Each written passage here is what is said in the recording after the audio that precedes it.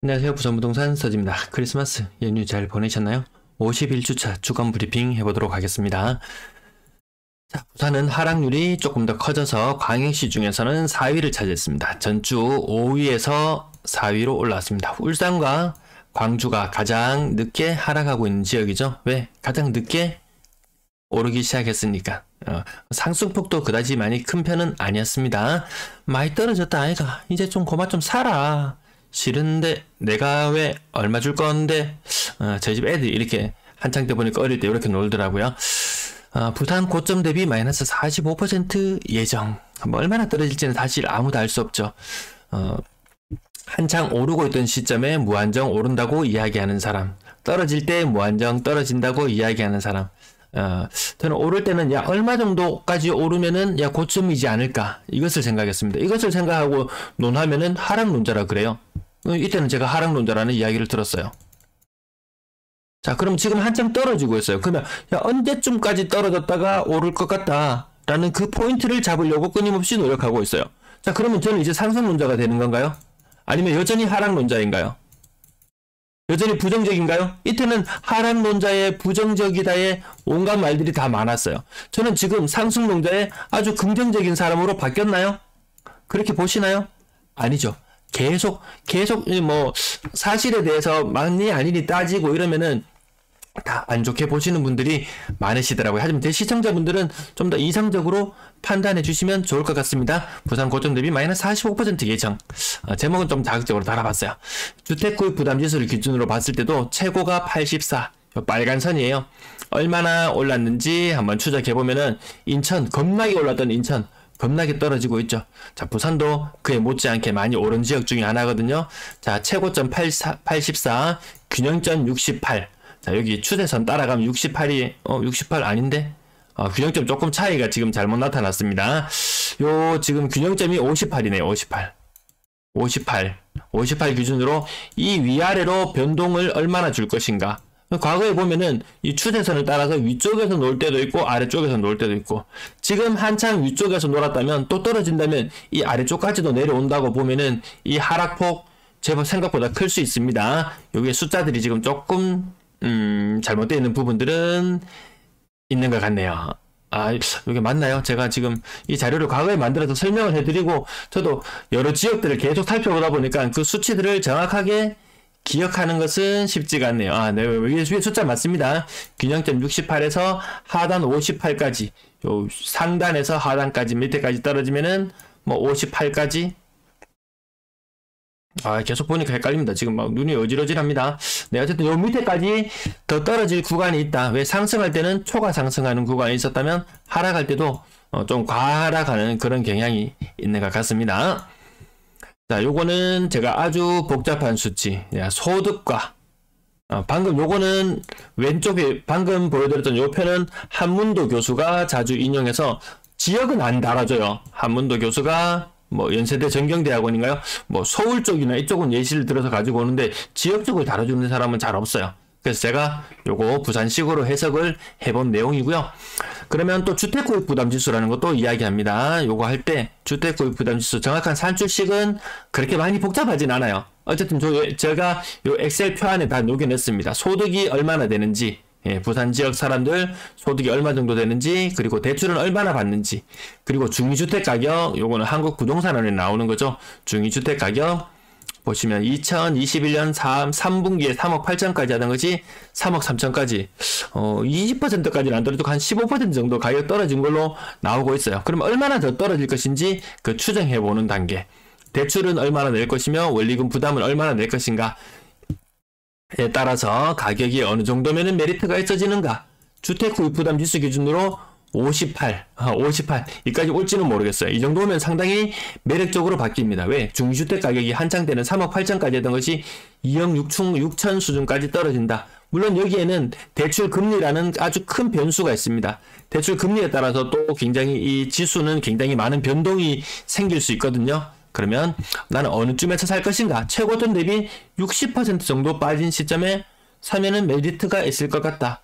금리는 아마 한국은행 신규 주담대 기준, 그쪽 기준이기 때문에 금리 좀 낮게 나와요. 실제로 시장 금리는 더 높아요. 시장 금리는 더 높을 수 있습니다.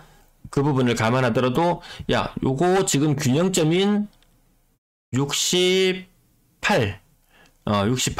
68 균형점 있는 곳에서 나는 이만큼 하면 많이 떨어졌다 해서 사는 사람도 있을 것이고, 난 그래도 그 균형점보다 더 아래까지 내려올 건데 하면서 기다리는 사람은 충분히 고점 대비 40% 이상 빠진 가격, 40%, 45% 빠질 수 있다고 보여집니다. 지금 많이 빠진 거 40% 있잖아요. 40% 빠지면 사실 좀 매력적으로 보여요. 저는 매력적으로 보입니다. 하지만 좀 상황마다 다르죠. 뭐 100원 하던 아파트가 200원으로 올랐다가 한 10년 기간 동안 100원 하던 아파트가 200원으로 올랐다가 지금 40% 떨어져서 120원이 된다고 해볼게요. 그러면은 이거 그래 중고잖아 이렇게 생각하고 또 무한정 또 부정적으로 보시면 더 이야기는 하기 힘들어지고요. 지난 10년간 물가가 40% 올랐으니까 100원 하던 물건이 140원 하는 시점이에요. 근데 집값은 120원으로 바뀌었어요. 요거 매력적일 수 있어요. 근데 100원 하던 물건이 심하면 3배, 4배 오른 것도 있잖아요. 100원 하던 물건이 400원을 갔어요.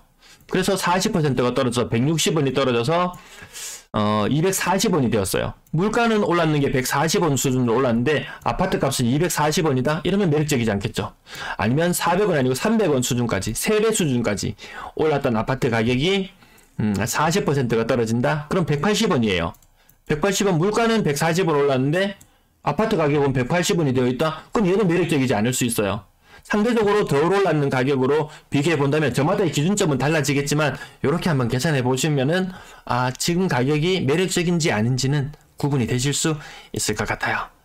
또 다른 방법으로 접근을 한번, 제가 크리스마스 때 애들하고 놀아주고 나서 저녁에 무슨 주제를 한번 다뤄볼까 한참 동안 고민했어요. 그래서 과연 우리나라 국내 총생산 GDP 대비 집값이 얼마나 될까를 한번 따져보고 싶었어요. 국내 총생산 GDP라고 하죠. 당해 2021년 기준으로 1조 8천억 달러, 1조 8천억 달러. 일본과 비교해보면 1인당 GDP로 나누면은 비슷한 수준까지 왔대요. 뭐 환율하고 이런 것들이 너무 복잡해져서 2022년은 환율 때문에 너무 막 뒤죽박죽이 돼버렸어요. 하지만 2021년 기준이라면 상황은 조금 나을 수 있어요. 일본이 우리나라보다 규모가 인구가 한 2.5배 정도 되나요? 1억 2천만? 뭐 3천만 그 정도 되나요? 인구 2.5배 정도 되고 GDP 수준도 한 2.5배 정도 되고 얼추 좀 비슷한 느낌이 듭니다. 규모가 우리나라보다는 한 2.5배 정도 되는 거구나. 그러면서 중국을 보면서 살짝 놀라는 게 중국의 GDP 규모가 우리나라의 10배 수준을 넘어서는구나. 또 뭐 향후 10년 내로는 GDP가 중국이 미국을 앞지른다. 이런 전망들도 있죠. 아무튼 우리나라 기준, 일본 기준 요런 몇 가지만 살펴볼게요. 1인당 GDP 수준은 우리나라가 34,000불, 35,000불 왔다 갔다 하고 있고요. 일본이 42,000불. 근데 올해는 환율이 막 뒤죽박죽, 22년들은 환율이 너무 뒤죽박죽 되면서 엔화 가치가 굉장히 많이 떨어지면서 요 GDP 수치는 좀 비슷한 모양새로 가고 있는 그런 모양을 봅니다. 거기에다가 우리나라 부동산 시가총액 1경 7,700조. 약 1경 8천조 정도 되는데 그 중에서 부동산 주거용이 차지하는 비율이 52% 정도 된대요. 한 대략 9천조 주거용 부동산의 가치가 9천조나 된다요. 그러면 그게 비싼 거야? 안 비싼 거야? 라고 따져보기 좀 어려운 부분들이 있습니다. 그래서 2020년 기준 자료로 중국의 주택 시가총액 62조, 일본은 10.8조, 요런 것들 자료 필요하신 분들 있으면 하면 잠깐만 멈추고 살펴보시면 되겠고요. 이제 상대적으로 한번 비교를 해봅니다. 우리나라 이렇게 지금 상반기에 2022년 상반기에 아까 1경 8천조 정도 되는 부동산 중에서 달러로 환산합니다. 달러로 환산해서 주택 부분만 따져보니까 7.11조 정도 돼요. 7.11조. 그러면 그때 당시 2021년의 GDP, 2022년 GDP가 안 나와가지고요. 2021년의 GDP로 나눠보니까 3.95배 정도 됩니다. 그러면 일본은 GDP 대비 아까 요 집값, 주거용이 차지하는 집값이 몇 배인지 GDP와 여기 나오는 거 있죠?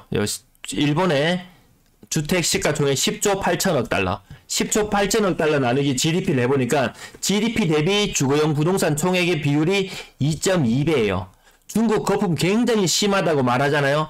3.5배예요. GDP 대비로 따지면. 근데 우리나라는 2022년 상반기까지 GDP 대비 주거용 부동산 가격이 거의 4배에 육박합니다. 4배에 육박할 정도예요. 중국도 거품이 심하다고 하는데 중국보다 거품이 훨씬 더 심하다.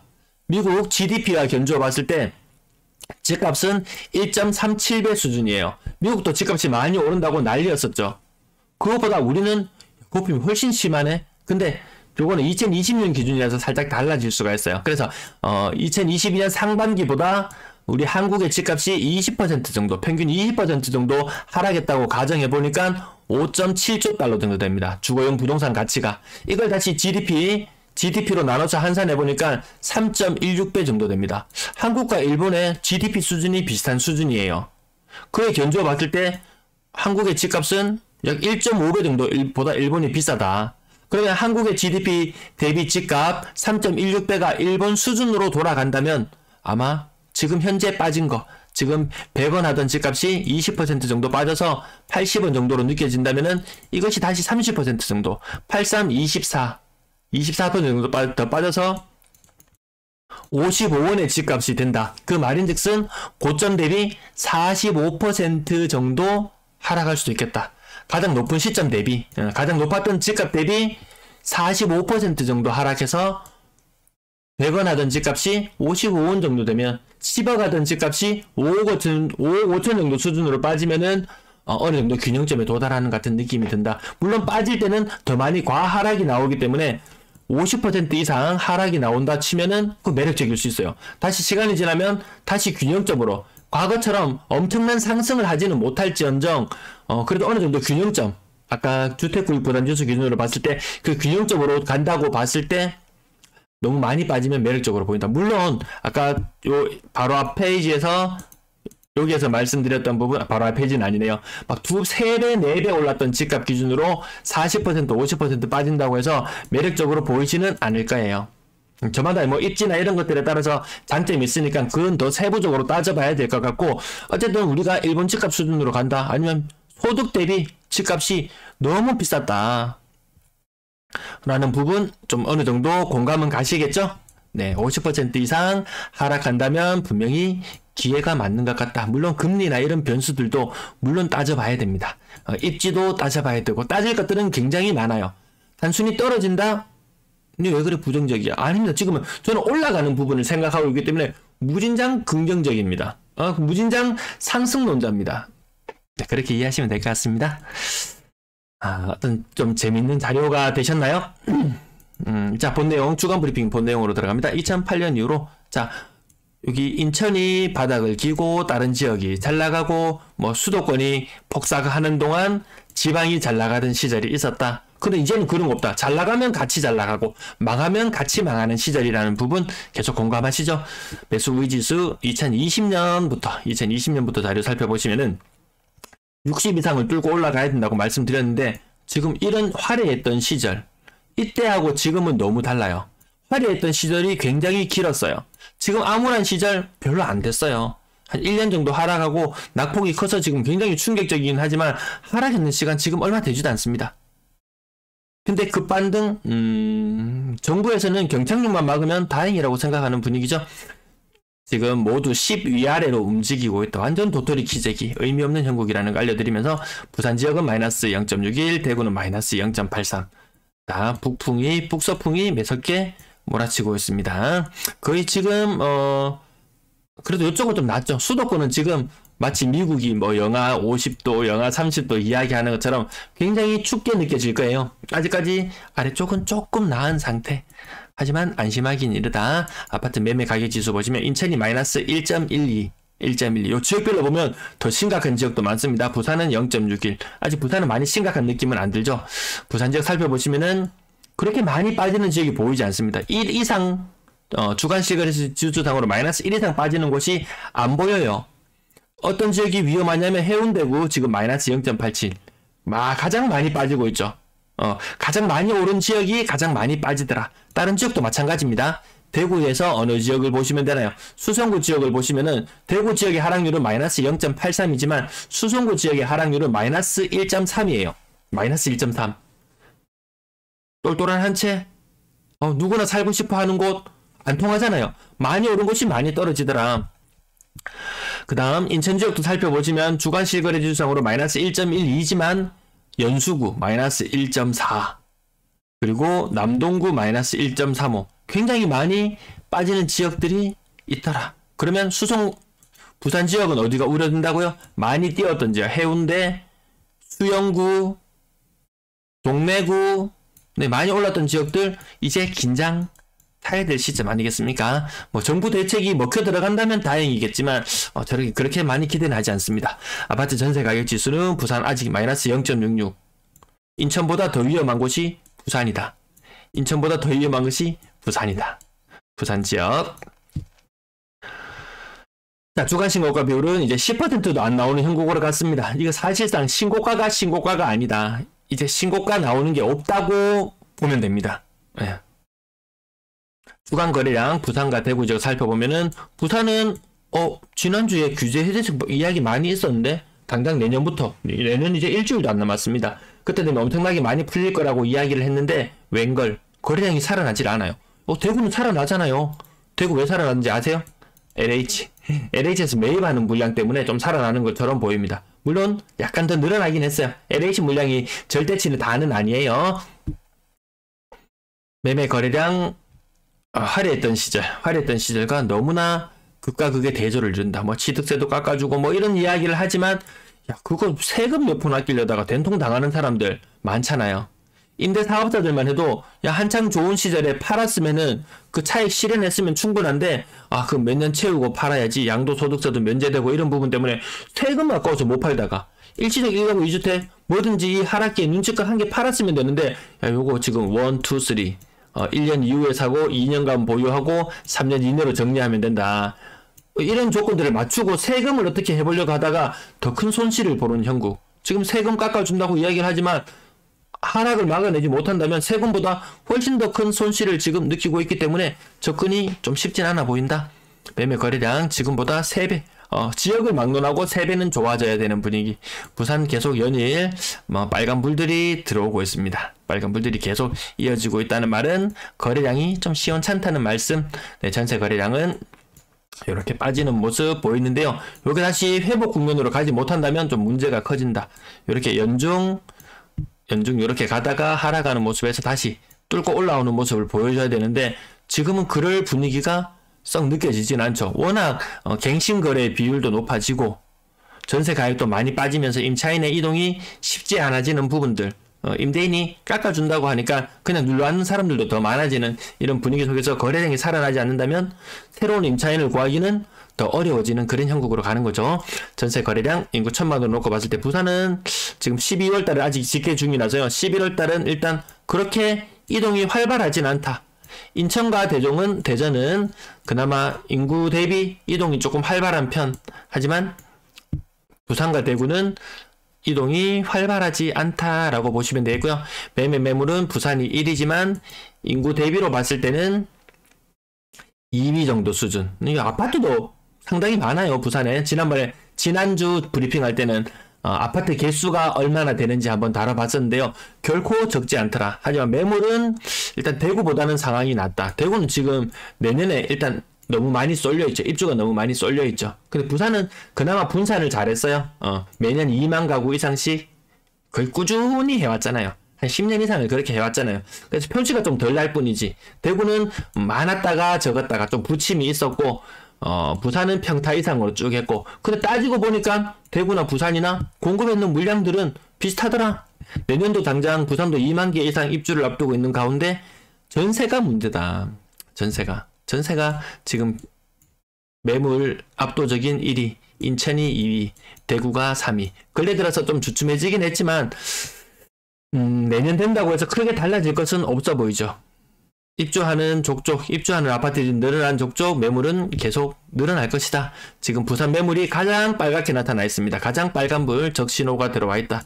대구는 10% 적은 물량, 대구가 지금 4위 수준까지 밀렸습니다. 대전이 또 전세 물량이 많아지는 거 보니까 전세 가격이 더 떨어질 수도 있겠다. 대전과 세종은 다른 광역시에 비해서 전세 가격이 좀 낮은 편이었음에도 불구하고 인구 이동도 그나마 좀 나은 상황이기도 한데 어쨌든 대전의 매물이 또 쌓여간다는 것은 주간 실거래 지수나 이런 거 봤을 때, 아, 왜 대전이 대구보다 더 많이 빠지는 지역, 이렇게 순위에 오르는지 나름 이해는 가실 것 같습니다. 아무튼 부산 쉽지 않다. 대구는 매물 때문에 쉽지 않고 부산은 전세 매물 때문에 쉽지 않은 형국. 2023년도 큰 변함없이 이어질 것 같습니다. 이제 주간 브리핑도 마지막 한 주가 남아있네요. 네, 긴 시간 시청해주셔서 감사합니다.